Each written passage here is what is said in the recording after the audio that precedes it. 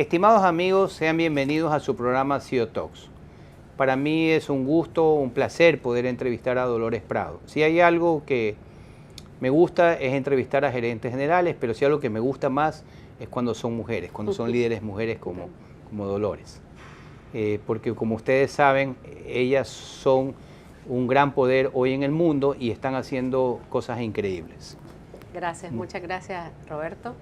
Y para mí es un honor estar aquí contigo. Teníamos mucho tiempo de estar queriendo coordinar esto. Sí, la verdad es que sí. Mucho tiempo. La verdad es que sí. Sí. Háblame un poco de tu trayectoria. Tú eres nicaragüense y tus orígenes son en el marketing y en las ventas, y ahora eres la directora ejecutiva, la CEO de Holcim Ecuador. Bueno, sí, mira, comencé a trabajar muy jovencita, a los 16 años. Estaba en cuarto año de secundaria y me crucé a estudiar a la noche para trabajar.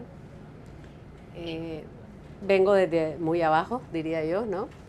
En los inicios hice trabajos normales como que recepcionista, secretaria, administradora, pero realmente mi carrera profesional han sido 40 años en 2 multinacionales, 26 años en Holcim, cumplo el 8 de diciembre de este año, y 13 años en una línea aérea en Nicaragua, que era Iberia, la línea aérea española. Siempre he comenzado como gerente comercial o directora comercial, y por azares del destino me convierto después en gerente general o en directora ejecutiva. Entonces yo siempre digo que soy una comercial hecha gerente, pero realmente me siento una comercial 100% de mí. En esta evolución que has hecho, ¿cuál dirías que ha sido factores importantes para ir en tu crecimiento personal, para ir evolucionando? Mira, yo soy una persona muy disciplinada, muy constante. Cuando me propongo algo, trato de hacerlo, y si trato de hacerlo y no lo puedo hacer, lo intento de otra forma. Entonces, yo creo que la disciplina y la constancia, más la motivación, posiblemente son cosas que son inherentes a mí y que me han ayudado mucho en mi carrera profesional. ¿En tu carrera has tenido mentores, has tenido consejeros? ¿Recuerdas algún consejo importante que te hayan dado? Mira, nosotros ahora en Holcim estamos mucho promoviendo el tema del coach y de la mentoría y de los assessments y de que tengas procesos de coaching. Yo comencé a tener eso cuando entré a Holcim, pero en mi vida profesional anterior o no estaba tan desarrollado eso o no teníamos tanta conciencia de la importancia de eso. Pero yo creo que siempre tuve personas que creyeron en mí, que cuando era una jovencita me querían ayudar porque era una jovencita para que yo entendiera cómo hacer las cosas. Y también yo siempre he levantado la mano cuando no sé algo.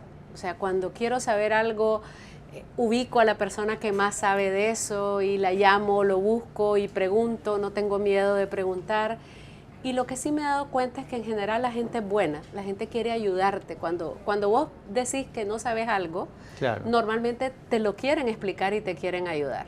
Entonces, siempre he tenido personas que les puedo preguntar y que me han ayudado en mi vida profesional. O siempre tienes el primer jefe que cree en ti y que te hace crecer y que a veces uno ni siquiera sabe que tiene ese potencial y alguien lo vio y te dice, ¿te gustaría hacer tal cosa? Y como siempre fui lanzada, yo dije sí y lo hice bien, entonces así seguí un poco creciendo en el mundo profesional. Tus valores han sido aprender, salir de la zona de confort, preguntar, o sea, ser curiosa.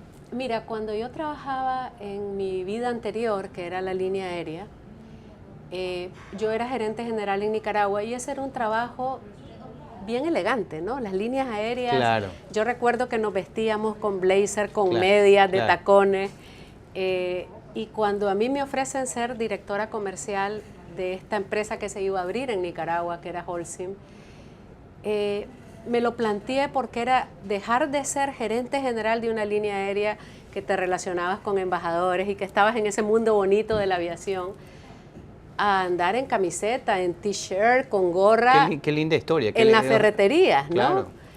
Y en ese momento me metí al internet a buscar qué era Holcim. Y ahí me di cuenta que era la empresa más grande del mundo en cemento. Y cuando estás en esa época de tu vida que te estás acercando a los 40 y pico, y yo decía, este es el momento de dar el salto. Entonces lo acepté y no me arrepiento, pues ya tenemos 26 años. Pero fue un cambio total en mi vida. Recuerdo que el embajador de España en Nicaragua me decía, Dolores, pero ¿cómo vas a dejar de ser gerente general para ir a vender cemento? O sea, la gente no se entendía que yo cambiara para vender cemento. Pero la verdad es que no me equivoqué. O sea, me podía haber equivocado, pero gracias a Dios no me equivoqué. Y en esta trayectoria en Holcim, ¿qué ha sido lo más gratificante para ti? Mira, abrir operaciones en Nicaragua fue súper gratificante porque en Nicaragua lo que existía era una empresa estatal que era un monopolio de cemento. Y nosotros llegamos a romper ese monopolio y a meter una empresa multinacional con procesos, con servicios, con innovación, con producto. Comenzar de cero, no tener nada, crear marca, buscar clientes, buscar vendedores. Yo creo que fue mi maestría, mi doctorado y cualquier cosa. O sea, para alguien de venta, de marketing, fue extraordinario eso. Es que qué emocionante que es arrancar algo de cero. Arrancar de cero y después saber que lo creaste, que no tenías participación de mercado y que lo dejaste casi en un 50% de participación de mercado. Entonces, esa experiencia de Nicaragua fue una experiencia maravillosa para mí. Y cuando viniste a Ecuador, tenías que haber dejado ese hijo, ¿no? Esa empresa ahí, debe haber sido algo doloroso quizás. Pero no fue así. Cuéntame un poco. Sí, hubo algo en medio. Nicaragua era una empresa pequeña porque era una molienda, no era una planta de cemento. Ah, ok. De Nicaragua yo crucé a ser CEO de El Salvador. El Salvador era una operación 3 veces más grande que Nicaragua. Entonces, esa fue una muy buena escuela. Aparte de eso, yo en El Salvador fui a reponer a un CEO que tenía 21 años de ser CEO. Eso es una institución. 21 años. Primera vez que una mujer, primera vez que una mujer entraba a ese mundo. Y además él era una gran persona, pero un poco a la antigua. Entonces, él siempre llegaba de saco, de traje a trabajar, y yo llego de camiseta, de jeans, a cambiar un poco la cultura, ¿no? Era muy seria esa cultura en El Salvador. Ese fue también otra maestría en El Salvador de algunos años. Y después de El Salvador, mi jefe me dijo, queremos crear un clúster en Centroamérica y creemos que la persona que lo puede manejar eres tú. Entonces, crear un clúster de 3 países, que era El Salvador, Nicaragua y Costa Rica, eso fue huge también. Porque era crear procesos, quién tomaba las ventas, cómo dividías la segmentación de clientes, crear servicios para los 3 países corporativos. Entonces también fue una experiencia muy bonita, eso lo hice 6 años. ¿Y qué es un clúster? Acláranos esa... Un clúster es 3 países juntos, yo era el CEO de los 3 países. Entonces tienes que asegurar que en cada país quede alguien que te reporte, pero te reportan los comités ejecutivos de los 3 países, tiene que asegurar que la contabilidad sea para 3 países, entonces fue un cambio enorme, claro, pero fue muy interesante en mi vida profesional. A una gestión corporativa, digamos. Exacto. De una gestión país a una gestión corporativa. A una gestión corporativa, así fue. Y después de ahí sí, ya mi jefe me dijo, bueno, tenemos un chance en Ecuador. Ahora, Ecuador es más grande que esos 3 países de Centroamérica juntos. Increíble, ¿no? Entonces para mí yo dije, me monto en el avión y me vengo para Ecuador. Me vine encantada. No, a estas oportunidades que se han presentado siempre las has tomado, no le has tenido miedo, digamos. No les he tenido miedo. La verdad es que yo había venido mucho a Ecuador de vacaciones, porque mi ex esposo fue consultor y tuvo acá un programa de la Unión Europea y él quedó enamorado del Ecuador. Entonces veníamos mucho. O sea, me conozco las montañas, me conozco Quito.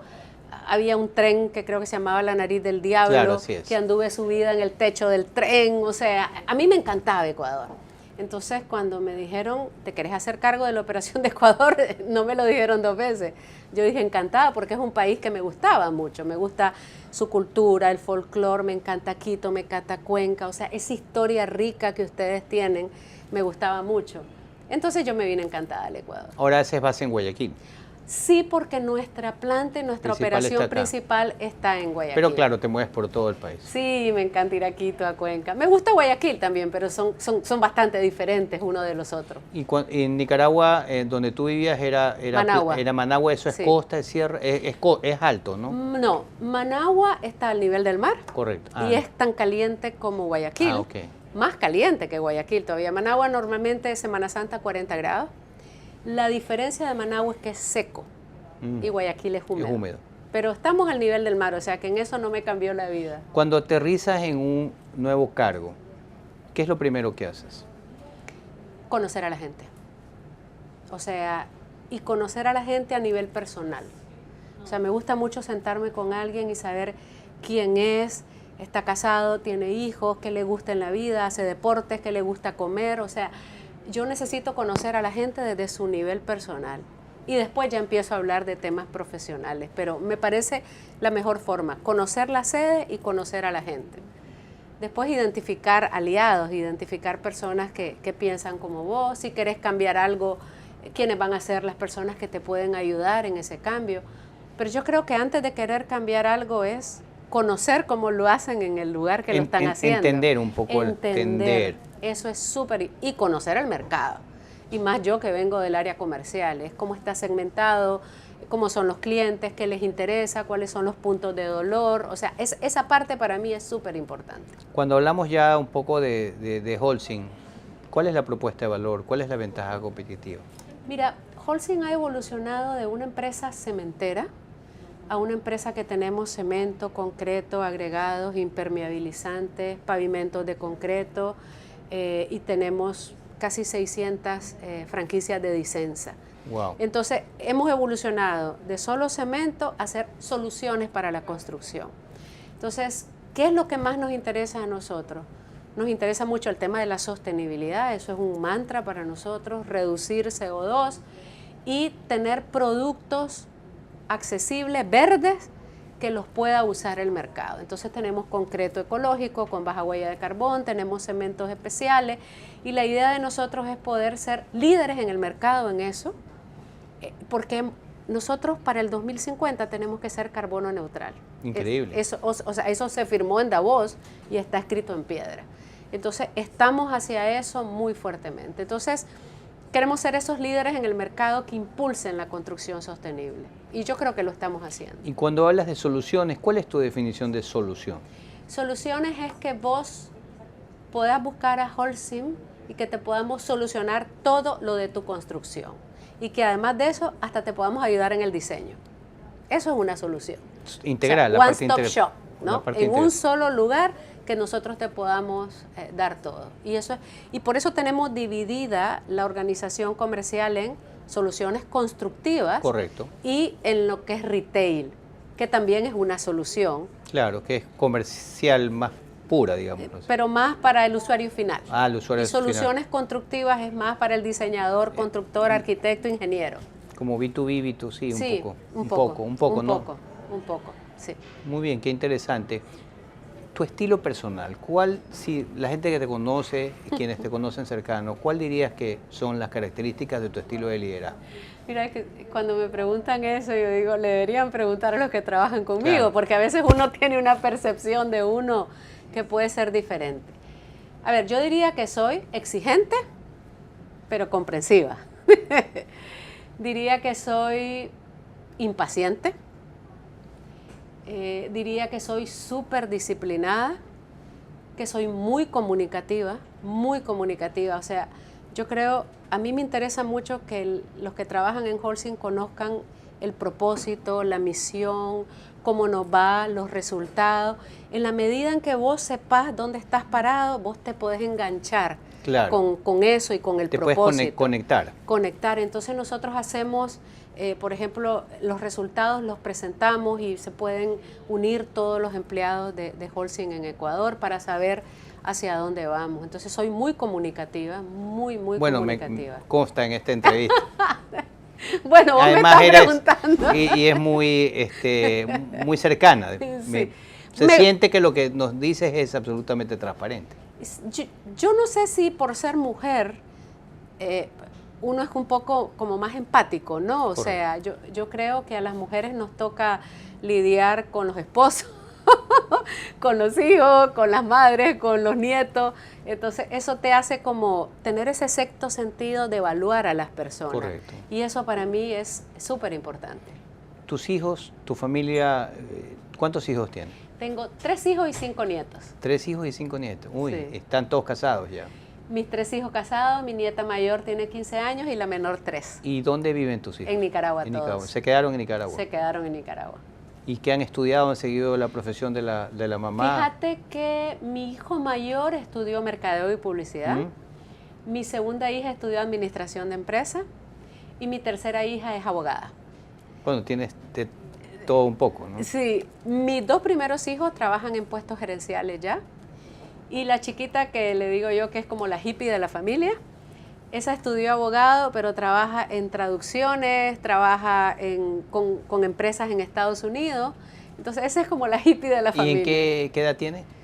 Gaby tiene 35 y el mayor tiene 44. ¿Qué es lo que más amas de tu trabajo? Cambiar cosas, crear cosas, hacer que las cosas sucedan. Eso, o sea, me encanta. O sea, me encanta como encontrar algo y cuando me voy decir lo cambié. Pero lo cambié para bien. O sea, no es cambiar por cambiar, sino lo cambié para bien. ¿Y hay algo que te cueste? Que Despedir sea, gente. Despedir gente. Sí, es difícil, ¿no? Mira, yo, o sea, 39 años de experiencia gerencial. Sigue siendo lo que más me cuesta, despedir gente. A ver, si te cuesta despedir gente cuando es justificado, o sea, Correcto. cuando alguien hizo algo malo y eso, si aún eso te cuesta, me cuesta más cuando tienes que tomar una decisión porque el mercado se cayó. por Claro, a veces hay ejemplo. decisiones duras, ¿no? Esas son decisiones duras, eso todavía me cuesta mucho más porque sabes que hay una situación de desempleo, que Holcim es un buen empleador y que difícilmente las personas van a encontrar lo que tenían con nosotros. Eso me duele mucho todavía, pero son cosas que a veces las tienes que hacer. 26 años después, ¿qué te sigue motivando? Conquistar cosas, recuperar mercado. Pero yo creo que hoy por hoy, en esta etapa de mi vida, que ya es una etapa en que uno va terminando su vida profesional, me motiva más dejar un legado. O sea, me motiva más cuando alguien me escribe, antier me escribió un chico de Nicaragua que lo acababan de promover y me dice, quiero que seas la primera persona que lo sepas porque me ayudaste mucho en mi crecimiento profesional. Qué lindo. Eso es lindo, o sea, que alguien te recuerde porque le ayudaste a crecer, esa parte a mí me encanta. O dejar un legado, por ejemplo, para las mujeres. O sea, yo le debo a mis hijas y a mis nietas dejar un mundo mejor para las mujeres, haber allanado el camino para las mujeres. Entonces, también eso me gusta mucho. Bueno, eres un ejemplo. ¿Y qué consejo le darías a aquellas mujeres que quieran seguir, o qué reflexiones compartirías con ellas, a que quieran seguir tu carrera, es decir, hacer una carrera profesional en una multinacional o simplemente ser gerentes en una empresa familiar, digamos? Mira, yo siempre digo, porque esa es una pregunta que me la hacen mucho, sobre todo en marzo, en el mes de la mujer, no me preguntan mucho eso. Yo respeto mucho a una mujer que diga, yo no quiero ser gerente, como mi hija menor, que te dije que es la hippie de la Claro. familia. Ella me dijo, no mamá, yo no quiero ser como vos. Y es súper respetuoso, ¿no? O que una mujer me diga, yo quiero dedicarme a mis hijos, también lo respeto mucho. Pero si una mujer dice, yo estoy estudiando porque yo quiero ser directora ejecutiva o CEO, sabe que va a tener que hacer algunos sacrificios en su vida. Sabe que va a tener que tener un apoyo familiar del esposo, de la mamá, de la empleada, de lo que sea, porque va a tener que dedicarse un poco al trabajo. Sabe que va a tener que viajar, sabe, o sea, hay un costo que uno tiene que pagar si realmente querés esto, porque es muy difícil hacerlo sin esas cosas, ¿no? Costo que asumiste, quizás. Y costo que yo asumí. Costo que que yo asumí. estuviste dispuesta a asumir. Tuve la suerte de tener un buen exmarido en ese sentido. O sea, un hombre que me decía, no hay problema. Él también era gerente, pero no hay problema. Pero la mayor suerte que yo tuve fue que mi abuela viviera conmigo. Entonces, eso me daba a mí la certeza de que mi esposo y mi abuela, yo podía hacer algunas cosas porque mis hijos estaban bien cuidados. Entonces, si no tienes ese entorno familiar o alguien que te ayude en el hogar, se le vuelve muy difícil a la mujer. Porque te quiero decir algo, no necesariamente todos los hombres asumen la mitad de la responsabilidad de un hogar. Es más, es bien difícil que lo hagan. Entonces, le toca a la mamá salir corriendo para el colegio porque dan la nota de los hijos, porque el hijo va a jugar no sé qué, porque va al basquetbol, porque va y tú ves a las mamás, yo misma, llegaba así como loca, con el pelo así, porque salía corriendo de una reunión porque mi hija tenía una presentación artística, por ejemplo. Entonces, y te viví sintiendo culpable siempre, porque no tenés el tiempo suficiente para tus hijos. Entonces, eso es un tema que yo creo que uno tiene que saber que algo vas a tener que sacrificar de eso. Pero tú dices, vivís sintiéndote culpable, tú de alguna manera enfrentaste esa situación. Pero me siento culpable. Me sigo sintiendo culpable. O sea, voy a Nicaragua, estoy con mis nietos, vengo de Orlando, estuve 2 semanas y anduve feliz 14 personas de mi familia. Wow, compartiste con ellas. 10 kilómetros diarios en cada parque caminaba. 5 nietos, 5. Con los 5 nietos. Con los 5 nietos. Y mis hijos, nueras, yernos y todo. Fui feliz 2 semanas, ¿no?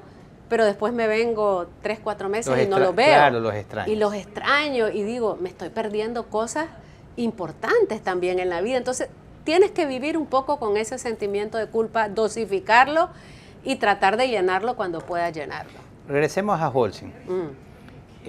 Tu casa, tu segundo hogar, son 26 años, ¿no? 26 años. ¿Cómo ves el mundo de la industria tuya, de la industria del cemento hoy en día? ¿En el mundo o en Ecuador? Bueno, comencemos por Ecuador, nuestro mundo cercano, digamos. Mira, Ecuador tiene 2 años de estar en el sector construcción golpeado. La construcción se divide en infraestructura, que son los proyectos grandes, y eso no hay. Del gobierno, claro. De gobierno, o sea, puentes hidroeléctricas, carreteras, ese tipo de cosas. Y la construcción de a pie o de viviendas, ¿no? Entonces, el único segmento que en los últimos 2 años ha estado relativamente no tan bajo es el de la vivienda. Correcto. Pero todo lo demás se ha bajado mucho. Entonces, han sido años muy difíciles para el país y esperemos que para el año que viene haya un poco más de dinero en temas de infraestructura. Ahora, en el mundo hay una cierta situación en Latinoamérica también de que los mercados están un poco bajando, pero Estados Unidos está creciendo a tasas increíbles, ¿no? Y Europa se mantiene. Entonces, hay un déficit de vivienda en el mundo muy grande que hay que llenar y por lo tanto la construcción siempre va a ser un tema relevante. Pero depende de los gobiernos del momento qué tanto dinero pueden meter o no a la infraestructura, porque yo estoy clara que no es porque quieran o no, es una cuestión de que haya dinero en la inversión en bienes de capital, digamos, de los gobiernos. Así es. Por ejemplo, ahorita yo creo que se va a tener que invertir en energía. Claro. Y hay que cambiar la matriz.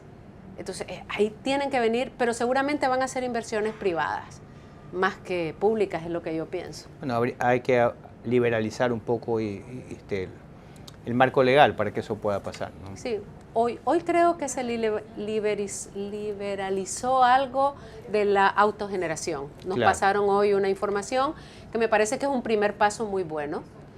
Y ahora después vienen las cosas más grandes que también hay que mejorarlas. Hoy entiendo que ya se liberalizó un poco el mercado, ¿no es verdad? Sí, hoy a través de las cámaras nos enteramos que se liberalizó el tema de la autogeneración. Perfecto. Que ya no hay el tope que existía y yo creo que eso va a permitir que muchas empresas que somos demandantes de energía podamos hacer inversiones. Imagínate, Holcim es el mayor consumidor de energía de Guayaquil. Increíble. Somos una empresa cementera. Claro. Entonces nosotros ahorita estamos pensando en invertir en energía solar. Entonces yo creo que esto es una muy buena noticia para el autoabastecimiento. Para autoabastecimiento, así es. Bueno, es que yo escribí un artículo justamente sobre eso. Estamos en la mitad del mundo, tenemos una cantidad de energía que no la estamos aprovechando. Así es. Radiación. Y en la medida de que, bueno, estos días hemos vivido bastante calor, y en la medida que podamos las empresas privadas aprovechar esa energía, dejan de consumir, digamos, liberalizan la energía pública, ¿sí? Esa es la idea, porque imagínate, te doy un ejemplo. Si a nosotros nos cortan la energía, a mí me va a tomar 2 días calentar un horno. O sea, nuestros hornos son enormes. Entonces, si a mí me cortan y me encienden, a mí me quiebran la fábrica. Yo no puedo hacer eso. Y no solo a Holcim, a los acereros, a los plastiqueros, o sea, es una industria que tú no puedes cortar, apagar y encender. Ese es un problema. Es delicado, es grave. Es muy delicado, es muy grave y son millones de dólares en juego. Y entonces decías que Estados Unidos es un mercado que está creciendo. Estados Unidos está creciendo mucho, hay mucha demanda de Estados Unidos. Europa está estable, los países desarrollados, los países del este están creciendo también. ¿En cuántos países tienen plantas o operaciones? 70 países del mundo. ¿Y en plantas? En los... No, es que si estamos en 70 países, en los 70 tenemos plantas. Sí, sí. ¿Y tienes diferentes tipos de plantas? Sí, porque tienes plantas integrales, por ejemplo, la planta Guayaquil es la planta de Holcim más grande en Latinoamérica. Wow. Tiene una capacidad de producción de casi 4.5 millones de toneladas de cemento. Entonces es una planta enorme de 3.000 y pico de hectáreas. O sea, una inversión, una planta de cemento bien montada, Alberto, anda entre 800 y 1.000 millones de dólares la inversión. Son inversiones importantísimas. Y por eso tenemos 104 años en el Ecuador, o sea, uno llega para quedarse. Claro, sí, son una barrera de entrada grande. Y leí una noticia de que están en Perú o iban a entrar en Perú. Acabamos de entrar en Perú, compramos 2 empresas y acabamos de entrar en Guatemala. Bueno, en Guatemala no entramos porque ya teníamos una empresa pequeña, pero le acabamos de comprar la operación a Cemex que tenía en Guatemala. Entonces ahorita tenemos esos 2 mercados nuevos, Perú y Guatemala. ¿Y en América Latina en cuántos países están? Estamos ahora en 12. 12. En 12 países. ¿Cuántas gerentes mujeres hay en los países de América Latina? 2. ¿Perdón? 2. 2. Increíble, bueno, ahí hay que trabajar, digamos. 2. Y en el mundo, 3. 3. O sea, de las 3, 2 estamos en América Latina. Wow, pero bueno, tú eres una buena representante, déjame decirte. No, pero bueno, fui la primera mujer CEO de Holcim en el mundo. ¿Y ustedes se reúnen, hacen cónclaves, hacen un encuentro anual? Pero no de mujeres. No digo de los gerentes. Ah, sí, cada 3 meses nos reunimos presencialmente, los de América Latina. Correcto. Y los de todo el mundo, una vez al año en Suiza casi siempre. ¿Y en qué podríamos decir que Ecuador se destaca en este concierto de gerencias? A ver, Ecuador como país se destaca en Disensa, porque Disensa nació aquí. Correcto. Tiene 46 años. Ecuador se destaca en algunos productos especiales que nacieron acá, como Agrovial, Basevial, que nacieron realmente en Ecuador. Correcto. Y que después se exportaron a otros países. Ecuador se destaca también en temas de rentabilidad, o sea, es un país, una operación rentable. Es una operación bastante rentable. Y yo creo que también en que las personas de Ecuador son bien disciplinadas, o sea, el peso y la camiseta y la marca, la fortaleza de marca que nosotros tenemos en Ecuador, no la tenemos en ningún país de Latinoamérica. Me encanta lo que dices, ¿no? A veces los ecuatorianos somos más duros en juzgarnos a nosotros mismos, pero cuando uno sale afuera y experimenta se da cuenta que el ecuatoriano es bien comprometido, ¿no? Sí, mira, yo lo puedo decir porque he estado en 4 países, ¿no? Correcto. Y comparo. Y por mucho, Ecuador es el país donde he estado liderando que la gente tiene más puesta la camiseta. Y no es que los otros han sido flojos, ¿no? Pero es que aquí es extraordinario la forma en que tienen la camiseta puesta con Holcim. Me gustaría hacer un ejercicio antes de terminar y decirte unas palabras y tú me digas lo primero que se te viene a la mente. Ok. Comencemos lo más fácil, ¿no? Holcim. Cemento. Ecuador. Lindo. Familia. Amor. Colaboradores. Colaboradores. Personas que nos hacen crecer. Futuro. Sostenibilidad. Bueno, yo te agradezco muchísimo, la verdad. Es apasionante poder conversar contigo. Gracias, no, yo súper contenta. Gracias por invitarme. El estilo que les impones, la cordialidad con la que hemos conversado. Gracias. Realmente es un privilegio que haya gerentes generales que conduzcan las organizaciones como tú. Gracias, gracias. A ustedes, amigos televidentes, no se pierdan el próximo programa de CEO Talks con entrevistas de altísimo nivel como la de hoy.